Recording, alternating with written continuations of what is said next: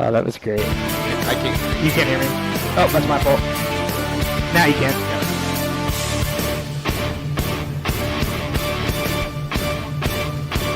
How's the...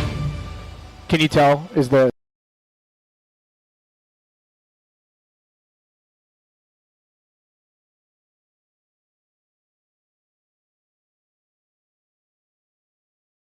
Coffeeville, it's the Red Raven Coaches Show. I'm Shea Neal, and we're joined, as always, by Red Raven head football coach Nick Dobler. Coach, always good to talk to you, and finally kind of back to a normal week after a game that got postponed and a road trip out of state. Now it's back to home game day, conference opponent. We're back to normal. There we go, yep. Absolutely, and we're excited to get into, obviously, the matchup with the Highland Scotties coming up this weekend. But first of all, let's talk a little bit about the matchup with Iowa Western. And, Coach, I'm sure the coaching staff saw the same thing. But a team like Iowa Western, a team that's a top 5 team in the nation, obviously, you can't give them that quarter where they can jump all over you. And I think that's what, when you watch this game, you saw the Ravens for 3 quarters of this game really match up with them well. Toe-to-toe, outscored them, I believe, for at least 2 quarters.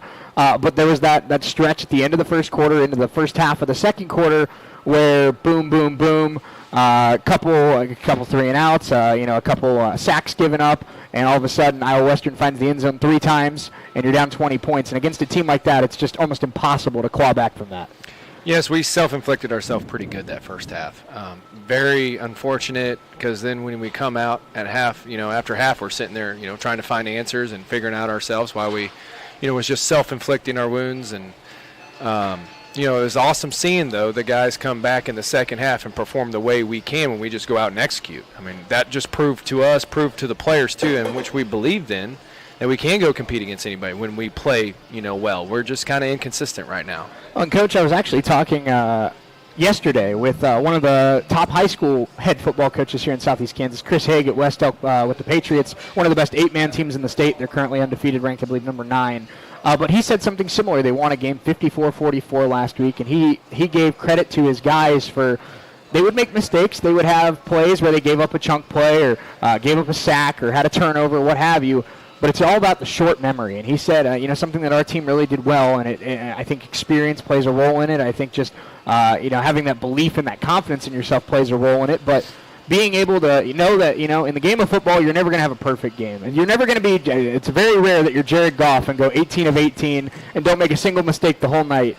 But it's all about that, that mentality, that mindset where I think Kyler Christmas said it so well earlier this year where he said, I go out there, it's me versus you, and if I get beat, I'm going to get right back up there, and we're going to go again. Mm-hmm. And I think that's something that this team's really done well the last couple of weeks. Even though it hasn't resulted in wins, you've seen that this team has a lot of fight in them, like you said, where they haven't stopped playing until the final whistle. Yes, that's the competitive nature in them, and that shows pretty well. That they are competitive, they work hard. We all have, and if we can just play for 4 quarters, man, it will be exciting. But, we got to go out and do it. Coach, I'm sure you saw this coming, but we see the 3rd quarterback we've seen so far this year for this team, and Chris Arviso, he got the start. I thought he played well, 23 of 36, 219, a touchdown. Had some pressure in the backfield for a good portion of the day. But what went into the decision to give Chris that start, and what would you evaluate his performance? We kind of went with him. We knew he got in here in camp, so he didn't really know the system and all that stuff. So we had Carson, we had Vic. Those guys been here all spring, and so they had the heads up on him just by knowing the system and the scheme and the coaching part. So he finally kind of got learned. I think there's trust start building, but he has a really, really good arm. And so we felt like going into Iowa Western with the way their defense is and how it is, they really make it really hard to run the football. It wasn't like we were scared and we didn't think we could. It's just we knew we had to still get a little bit more in the pass game and getting the ball out quick. And that's what he's kind of good at. And Coach Ortiz was a guy that talked about Chris very early before the season started while you were in camp. And, of course, I know that if everything had gone according to plan, he was supposed to get some snaps in the second half against Wesleyan. But I'm just curious, for those that, for Red Raven fans that saw a new last name out there for the first time, what what does Chris bring to the table in terms of talent and skill set? What do we see from Chris Arvizo at the quarterback position? He gets the ball out fast. He hits hands. I mean, it's definitely a different arm and how it's thrown and how fast it goes. It's a different arm. I'm sure people that watch football, like if they watched our games, I'm sure they kind of realize that. Absolutely. And I'm curious, obviously without going too much into game plan for Saturday, as we've made a theme on this show, is there a decision to be made for Saturday at the QB spot, or is it a decision that the coaches know and we're going to stick with the guy that played well against Western, or are we going to mix and match? I'm pretty sure we're going with Chris again. I think he had a good practice so far. We just came off practice, so I'm not really over on that side of the field as far as offense. So I believe, could be wrong. Who knows? But I think that's kind of who we're going with right now because he played well versus Western too. He was sitting there hitting hands. Some of the stuff in the first half it was just drop catches at times on third downs. Conversions were very bad. It's just execution, whether we didn't block somebody, whether we didn't catch something. And then on the defensive side, we're just blowing coverages, on third downs. Coach, it feels like I'm looking at the team stats so far through 4 games, and the team as a whole has completed 63% of passes this year for about 660 yards, 6 touchdowns, 2 interceptions, averaging about 165 passing yards a game. Those feel like good numbers. Those feel like good splits for the balanced offense this Raven team's trying to identify with. And, obviously we've talked about this team still going to run the football. It's still Coffeyville way, establish the run the ball hard. But I know we're talking about finding that balance. If we can beat you through the air, we can beat you on the ground. But it still feels like there's another level that this passing attack can unlock. So what do you think? I know you're a defensive guy, but what do you think is the next is that next step for this passing attack to really go from what's shown flashes of being a good group to being one of the best passing attacks in the Jayhawk? Not real sure. I don't know if there's real one answer for that. It's just because we're playing against good defenses. That's what this conference really is about, and they really make it hard. And there's certain things, you still got to be able to block in the pass game, the O-line and the D-line. You still got that factor. It's 11 on 11. You still got to go out and operate and get open. There's a lot of DBs that can, play tight coverage and all that stuff. And then there's some teams that play this zone. And so just going out and getting a feel, it's really hard. You even talk about at the high level is new receivers coming in, whether it's the NFL, and they got to get great chemistry. It's all about chemistry, really, in the pass game and offense, quarterbacks, and timing and all that. And it takes time, So I think the more we just keep going to work, the more we'll continue to get better. It's our Red Raven Coaches Show. We're here at Wendy's on US 98 and the Red Raven Sports Network. Happy to be here at Wendy's, and I'm already looking forward to I know recently they put the Vanilla Frosty back on the menu. And that's what I'm staring down as soon as we're done here tonight. Chocolate Frosty you can't go wrong with either. No. I always look up, and then there's that saucy nugget combo. I know. There's a lot of different sauces you can go with. And I know a couple of the guys that are going to be joining us later in the show just got a big tray full of food, so they're about to dive in there. And I love the sea salt fries that Wendy's always provides. Those are just basic, right there, ready to roll. Then, it's consistent. They know how to make it a quality product. Yep. There you go. But Coach, I know something that we talked a little bit about last week with Iowa Western is it's a defense that really does a good job of putting pressure on the quarterback, and they're so successful in the trenches on both sides of the ball. They don't let their quarterback get hit very often, and they hit the quarterback quite a bit. So now another really strong defense coming up this week in Highland, maybe the best defense in America on paper, and we'll talk more about them in a little bit. But now that you've seen a defense, or I guess a unit, offensive and defensive line like that really kind of suffocates at the line of scrimmage, what are some adjustments that this team is going to make, both offensive line and defensive line, to get ready for another really strong trench team in Highland? It's schematically it's different. Iowa Western is the one defense that just schematically is completely different to a lot of different defenses on how they play, how they tighten their stuff down, and making sure you can't run it between the tackles. And I told my offense staff this scheme that they do, and yes, they have talent that they've been doing for a while. That DC's been there at Iowa Western for the last 12 so years with Coach Strohmeyer. So they have a scheme. This is completely different, and it really forces offenses to be different. But don't be different, if that makes sense. That's why I kept reminding them, still be us, still be our scheme. Don't try to change everything. But you did have to throw little wrinkles like you always will. So it's tough talking about, Iowa Western and losing. And the score seems lopsided, but knowing how well we played that second half and how we started executing, and like I told the players, we didn't just give them some Michael Jordan special, water like Space Jam at halftime to make them play. And we didn't just schematically just change a bunch of stuff. The players decided to go out and actually execute, and that was nice to see, and that's what we can build off of. Now we just got to be able to do it for 4 quarters. Absolutely. Coach, last thing I have for you before we're going to be joined by a couple of your players. I guess this is kind of taking it off the field. It's kind of not, but you being a first-year head coach, I know the Cisco head coach had quite a bit of experience at Cisco, and now you go up against Coach Strohmeyer, who's won 3 national championships. He's a JUCO legend at this point.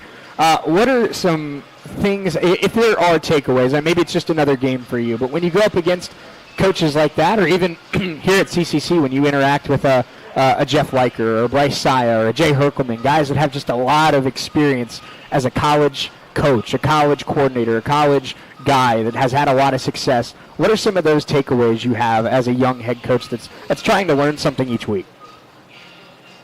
Just respect, for one, is obviously I respect those guys, especially at the junior college level, and even at any level. If it's a head coach or even a coordinator that continues to have success and keeps doing it, like, there is obviously respect out there. I think one thing I've kind of processed too is that I think a lot of people have respected what I've done as a defensive coordinator, and so there is that respect too, and they do believe, and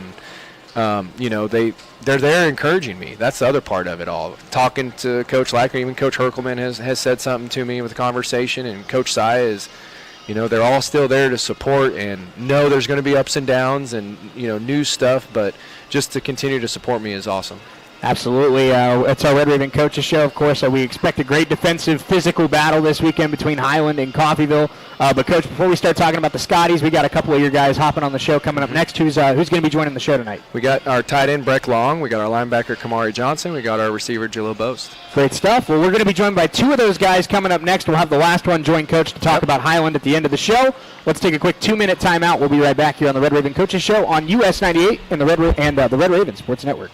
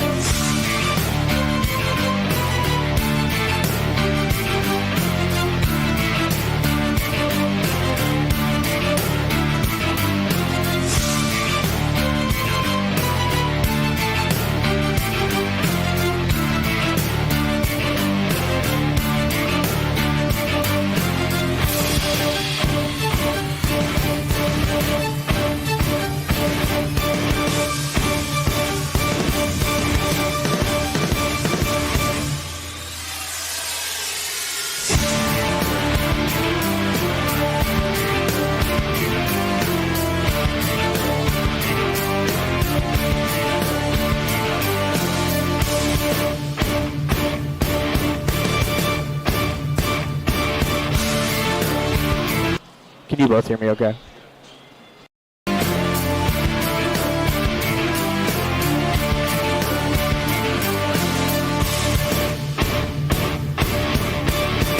The Red Raven Coaches Show here on US 98 and the Red Raven Sports Network. I'm Shane Neal. We're so happy to be here at Wendy's each and every Wednesday night at 7.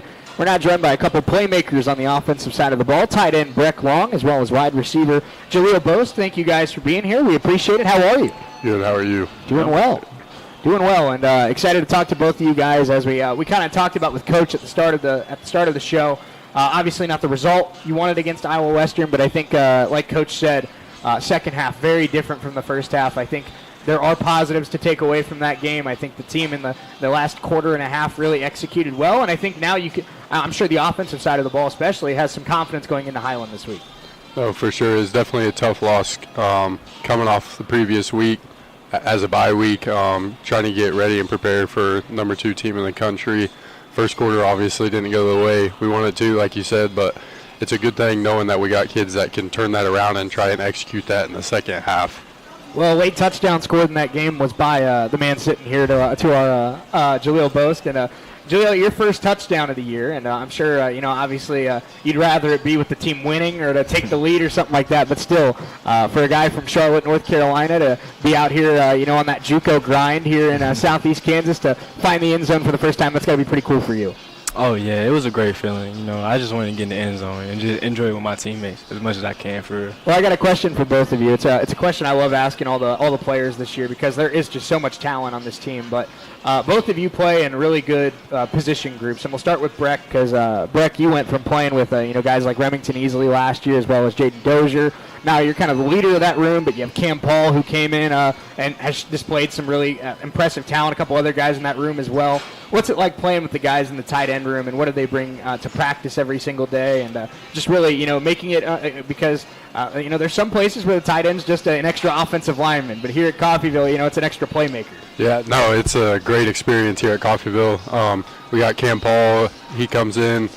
He makes the plays that he's supposed to, executes them just as well, if not greater than I am, and the coaches expect that highly of him. Next up we have Hayden Lucas. He's a good young kid, big body, big frame, very talented kid. Once he gets on the field, that kid just goes crazy. His adrenaline rush, at practice you can be on the defensive field and we'll be on the offensive field and the coaches can hear him screaming across the field. So it's good being able to have those two guys being in the room with me and being able to help share the Coffeyville experience with them as they're newcomers into the team. And when you're on a football team of 75, 80, 85 guys, you need those guys that bring that energy where it's a hot practice in August or, you're coming off of a loss or something like that. You need that guy that, makes a 15-yard catch and just starts going crazy because that keeps the guys fired up heading into a big game like this coming up on Saturday. Yeah, no, for sure. Every day he could be down on himself about anything and he'll still make you laugh and bring the energy for you. So it's good having him being able to come out there with us every day. And it's not just him. There's a lot of kids on the team like that, but I know him specifically because the tight end room is very close, which is what I like about it, and it's good for us as players and being able to work with each other throughout the week and being able to get on the field with each other. So, absolutely. Good group. And Jaleel, what I love about the wide receivers this year is it's a pretty young group for the most part. It's a lot of, at least in Coffeyville terms, it's a lot of inexperience, but I think there's a lot of competition because I think there's a lot of guys in that room that are pretty similar in terms of talent and guys that just want to get on the field and make plays like you did against Iowa Western. Right. But playing with guys like Jet Perez, playing with guys like Ty Durham, playing with guys like Jaden Jones, who had a touchdown against early in the season against Garden City. What's it like going to practice every single? Brandon Hayward, another guy that comes to mind. Guys that, of course, I know are your friends and your teammates and your brothers. But at the same time, I'm sure there's a little bit of that friendly competition where it's like we all feel like we're pretty good football players, and I want to get the snaps. Oh, yeah. We're always competing. And so everybody has fun when it comes to practice, but it's very competitive. Everybody wants to get better every day, especially me. I want to get better. And speaking about some of the guys like Ty Durham, man, he's fast. Like, we could definitely go deep with him. And everybody else, they put in work, especially Jaden Jones. They all put in work, so that's as much as I can say. But I know that we work very hard. Like, every day we work hard, get better, we watch film, and just get focused. But everybody works pretty hard, to be honest. And I think it's shown. I think it's shown in the fact that 5 different receivers have a touchdown this year. There's been 6 touchdown passes thrown, and 5 different receivers have a touchdown. So I think it shows, that not only is there plenty of talent in the receiver room and the tight end room, but also whoever's playing quarterback. We've had 3 different guys step back there this year, but whoever's playing quarterback has trust in anybody in that room, any playmaker on this team to run their route, get open, and make a play. Yeah. So, guys, I think something that's really interesting that I know, Breck, you're from, you grew up in Caney and you played at Sedan in high school, and Jaleel, you're from Charlotte, North Carolina. So 2 pretty different upbringings that brought you both to Coffeyville. So I'd love to hear from both of you because I think it'll be a very different perspective, something that you've enjoyed about being a Red Raven and something that you've enjoyed about JUCO football compared to what your high school days or your growing up? Well, is it very different from what you thought, or what's something that you really love about JUCO football? We'll start with you, Jaleel. Just coming into Coffeyville as a transfer, so I came for a transfer as a UTEP. I came in and it was very loving and welcoming. They just love to grind. That's it. They love to grind. They love to go hard every day. That's what I like about Coffeyville. It's a grind every day. Keep your head focused and work. And to build off of that, I know that I talked about this a little bit with one of our basketball players from a year ago or so. I know that guys in Division I work their tails off. I mean, you don't get to be a Division I athlete without working your tail off. But I almost feel like in the conversations I've had with D1 bounce backs or JUCO athletes that go on to D1 is you almost get that extra chip on your shoulder, that extra motivation, that extra desire to prove people wrong when you spend time in JUCO. And I'm curious now that like you said, you're a transfer from UTEP, that time you spent with the minors and now the time you've spent here, does it almost feel like that you have that extra motivation now to I got to get back there and I got to prove people wrong. I got to show people that I deserve to be at that level? Oh yeah, it's always a motivation. Every day you just want to be locked in and just get back to that level because you miss it. It's big, different. So coming to JUCO, it humbles you. Tells you to put your head down and just get to work. Absolutely. Breck, I know you being a Southeast Kansas guy, turned in Southeast Kansas college football player, haven't really had to go very far to spend your college, the last year and a half or so. But what's something that I'm sure, you grew up watching a lot of Raven football, and I'm sure you were very familiar with CCC when you committed. But what's something about the Ravens that has maybe even exceeded your expectations? Well, first off, just the history that Coffeyville has presented in the college football world. It's just big time. If people don't know about it, research just 5 seconds and you'll find out. Being able to be a part of this team, it really is a good feeling. The relationships you build here, seeing people come and go, but coming and going and exceeding, doing better at the higher level is something that makes you kind of feel good about yourself. You're like, man, I hung out with that kid all the time. I helped push him, he helped push me. It's just all in all a great feeling. JUCO is a rough place sometimes, but I think after that, the benefits that come out of it just helps you grow better as a man, as a football player, as somebody that just anybody can look to, on and off the field. Just all around Coffeyville has always been something that's kind of like that relationship-wise. Great stuff. Tight end Breck Long and wide receiver Jaleel Bost. But good enough to join us here on the Red Raven Coaches Show. Guys, thank you so much for taking some time with us tonight. Best of luck against Highland on Saturday afternoon. Thank you. Thanks for having us. Absolutely. Let's take a quick 90-second timeout. When we come back, Coach Dilbor joins us back on the program along with linebacker KJ Johnson as we get ready for Highland coming up on Saturday. We're back in 90 seconds here on US 98 and the Red Raven Sports Network.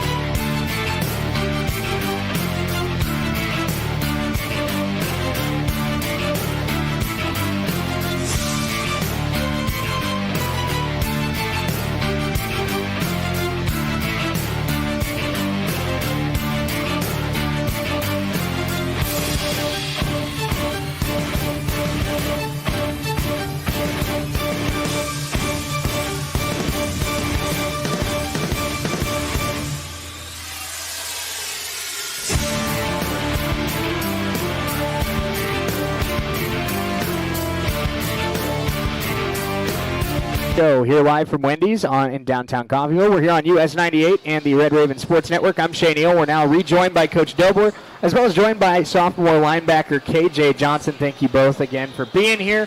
KJ, we'll get it started with you.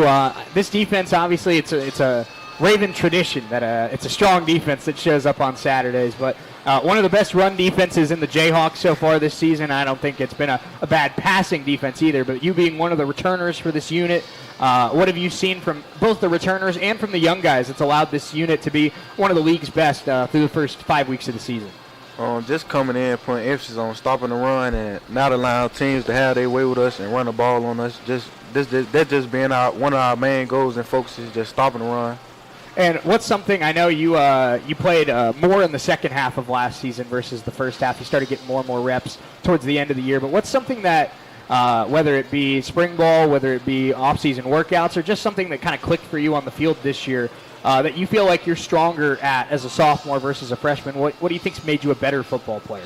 The experience from last year being on the field and understanding how the game is and the flow and the tempo of it. So just playing and run, just certain things like that. Well, all aspects of the game, that experience helped me from going last fall until the spring until now. Just the experience. Great stuff, Coach. We talk about, of course, Highland coming up this weekend. One of the best defenses in the nation, maybe the best defense in the nation, depending on who you ask. But we talked earlier in the show about great coaches in this league. Coach Strohmeyer, Coach Dallas at Hutchinson, a lot of Coach McNary at Butler. But Coach DJ Mayo in the year and a half he spent at Highland, one of the most impressive coaching displays I've seen. He took a program that was consistently at the bottom of this league, and he's gotten them the highest they've ever been ranked since 1996. So before we start kind of dissecting their team, what was the interactions, if you've had any, with Coach Mayo, both in last year's game and this year?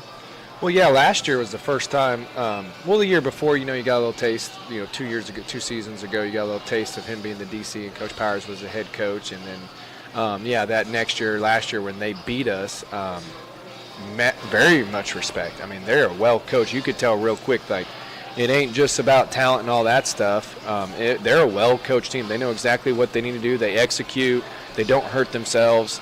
And that's kind of defensively. You watch them, like, they play very, very sound. They do have some schematic stuff that they do well that makes it hard on offenses, and that's what our offense is going to have a challenge for, is all the different fronts and different looks that they do, that they make it hard. And so much respect. He's done an awesome job, hell of a job, make it very tough. I mean, his defenses, they're number 1 ranked, I think, last year, total yards. Which, again, if you just play sound defense and don't hurt yourself, offense or defense, you have a chance to be successful. Coach, something that stands out to me about the Highland Scotties is they have an offense that is capable of beating you on any given play. But they do struggle to run the football a little bit more than some other teams you've seen this year, averaging about 73 yards a game on the ground. Great passing offense, average well over 200 yards a game through the air. But what is the key for not just KJ, but your entire defense in doing your best to make this offense one-dimensional? Because I think when they've struggled on that side of the ball this year, it's when they've been forced to be one-dimensional. Yeah, they got some good receivers. They got a transfer quarterback. Very talented, in the past because of the quarterback and the receivers, and they make some really good catches and good throws. We have to play sound and limit those. They're good. I don't think we can make them one-dimensional because they know their strength too and they want to throw the football. We just have to make sure we limit the explosive plays, and be sound and make tackles out in space when they do catch it, and I think we got a shot. KJ, a question for you. I know, being a linebacker, in a lot of ways, you're kind of the center of that defense, making sure everybody stays in their assignments, in their lane, in their gap. So, like Coach said, obviously a transfer quarterback from UCF, talented wide receivers, good running backs on this team that, any given week now, it feels like they can have that breakout game. What's the key, and what are you telling your teammates, make sure that you execute your assignment and make them have to beat you and don't give them any free yards or free plays? Yes, sir. This week, our total focus has been just being ourselves. We've been putting a lot of emphasis on ourselves, and it's not as much on the other team. Just limiting the big plays, getting off the field on third downs, because that's what we struggled with in the past week, not giving up so many big plays. I feel like if we do those things, we'll have a very good chance this week. Absolutely, and I know going up against Iowa Western, plays a role in this, but early in the season, this team was doing a great job of getting pressure in the backfield, getting pressure on the quarterback, getting sacks. What's the key, not just for you, but the entire front seven and even some safeties and corners on some design blitz plays to putting pressure on Gunnar Smith? Because obviously he has the arm talent to beat anybody in this league. But if you put pressure on him, puts a little more, it makes him a little more difficult for him to make plays. Can you press in the pocket? I mean, just being ourselves, getting to the ball, like you said. We just had to have that mindset that we need to get to the ball and put pressure on him. Coach, last thing I have for you, again, appreciate your time here tonight. Appreciate your guys coming in here tonight. But this back at home after a couple weird weeks and a chance to, at the end of the day, obviously 2 tough losses that you wish you could have back, that a few plays go a different way, maybe it's a different outcome, but you're still sitting 2-2. You're still right in the thick of this conference race, and you have a chance to defend your home turf and get a win over a good Highland team on Saturday. What does your team have to do to execute and come out of there with a win against the Scotties and what's going to be a very physical matchup? Yes, we're very excited about coming back home. I'm excited too. The team is. We don't have to travel. It seemed like it's the 4 of the first 5 games we had to go on the road, and now we get to come back home again in front of our crowd and at 1 o'clock on Saturday for the Red Raven Nation, and we're going to put on a dang good show because we're going to play our tails off. We're going to run around. We're going to execute. We're going to have fun playing football and come out on top, hopefully, because we're ready for it. It's one of those things. It's a tough team. It's going to be a tough team, tough battle. Our players, we all understand. It's kind of that cornerstone. Okay, we are back home. Okay, forget about what we've done. Let's fix ourselves, and we can go compete. That's the thing. The second half brought us, a lot more confidence, to go know that we can go play if we, go execute. Absolutely. It'll be Breast Cancer Awareness Day for the Red Ravens on Saturday against Highland, and something that's very cool that I know we started doing for the Garden game, and we'll continue doing it moving forward, is kids ages K through 6 in Montgomery County and Northern Oklahoma schools, if accompanied by a parent, you can watch the Red Ravens for free. And they get to make the tunnel. Yep, make the tunnel on the way out on the start of the game. I mean, if that doesn't get you fired up, KJ, to play some football, run them through that tunnel, I don't know what's going to do it. We need to get some more. We need to get some more kiddos out there. Absolutely. So make sure you're at the Vet on Saturday when the Ravens battle the Highland Scotties. Coach, thanks so much for the time. As always, thanks so much to you guys for being here. Thanks so much to Andrew as well and the RRSN team for being here. Until next time, I'm Shane Neal saying so long from Wendy's here in downtown Coffeyville. Ravens take on Highland Saturday afternoon. We'll have coverage for you beginning at 12:30 right here on US 98 and the Red Raven Sports Network. Let's talk to you next time.